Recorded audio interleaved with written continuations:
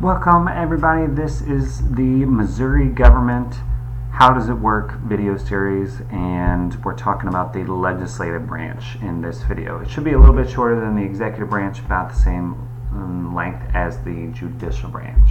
Okay, so we are on the second page of the fill in the blank notes, or maybe you're just reviewing, which is awesome. But anyways, let's get started. Alright, our Congress is not called the Congress. In Missouri, we got a special name for it. It's called the Missouri General Assembly. However, similar to the fact that the governor is just like the president, the Missouri General Assembly is almost exactly like the Congress. We've got two houses. Remember, that's called being bicameral. And the Missouri Senate and the Missouri House of Representatives are the names of those two houses.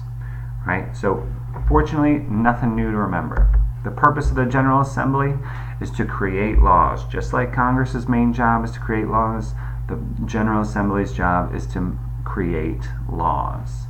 If you look at the Missouri General Assembly building, the Capitol building down in Jefferson City, it even looks almost exactly like the Capitol building in Washington, D.C. Now, the people inside of this building are different. Instead of having 100 people in the Missouri Senate, we have 34. They serve 4-year terms instead of 6, and instead of being led by the vice president, they're led by the lieutenant governor. Although remember, the lieutenant governor and the vice president are pretty much the same thing.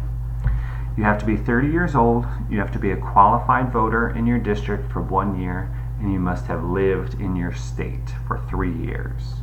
So we've got similar for qualifications in the fact that you have to be a certain age and you have to live in a certain place, but anybody can become a Missouri senator.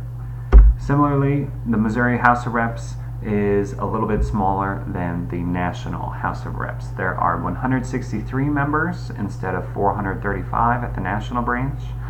They serve 2-year terms, and they do have term limits, which means they can only be elected 4 times maximum. At the national level, they can serve until they die, as long as they can keep getting elected. They're led by a person called the Speaker of the House, and you can be 1 year younger as a Missouri House of Reps than you can as a National House of Reps. Again, you have to live in the district that you want to represent, and you must have lived in Missouri for at least 2 years. Okay, speaking of districts, in Missouri we have different districts than we do at the national branch.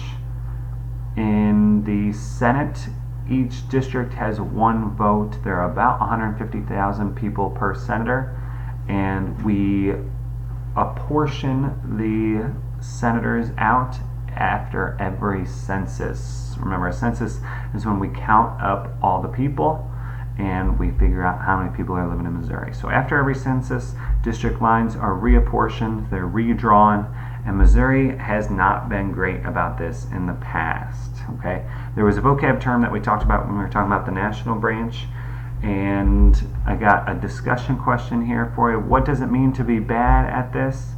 Hopefully you remember that weird, crazy sounding vocab term, gerrymandering. So Missouri gerrymanders, Gerrymandering. Missouri is gerrymandering. Okay. Here's a current map of our senatorial districts at the state level.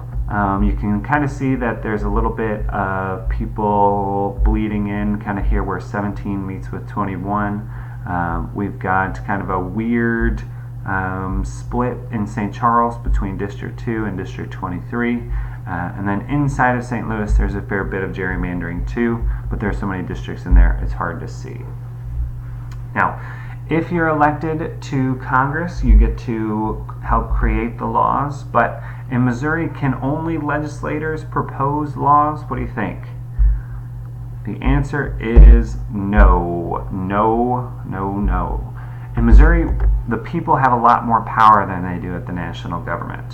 In Missouri, we can propose laws through 2 processes. The first one's called an initiative. In an initiative, a group of people can get signatures from the voters of Missouri in what we call a petition. and then if you get enough signatures, then the bill will be put onto the ballot for people to vote on. Recently, Missouri legalized medical marijuana, and they approved of a raise in the minimum wage through initiatives where people got enough signatures, and then eventually Missouri was able to vote on it. A referendum is a little bit different. A referendum is when Congress, or should I say the General Assembly in Missouri, asks the people what they think. So if a congressperson doesn't want the blame for something, but they still want it to be passed, then they will ask the people whether they think it's a good idea or a bad idea.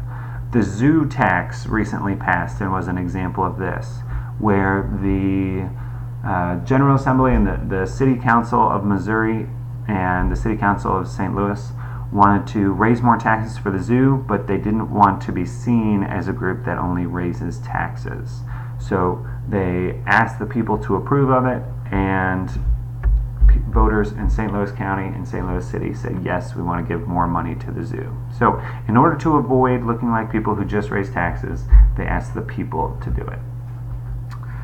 Speaking of all this kind of legislative wonky talk, let's talk about how a bill becomes a law. Okay, I could sit here and go through all those steps again, but instead, let's just put it simply, it's the same process as the U.S. Congress. Okay, except for the governor replaces the president and the General Assembly replaces the Congress. Okay, so we're just going to keep it simple like that and just say that it's the same process, that same crazy process with the flow chart that we looked at in class, but the U.S. Congress is replaced by the General Assembly and the governor is replaced by the president. Okay, that takes us to the end of the legislative branch. So when you're finished up with this and you've got all your blanks filled in, go ahead and look at the judicial branch notes. That'll be our final video for this video series. Thank you very much, and I'll see you there.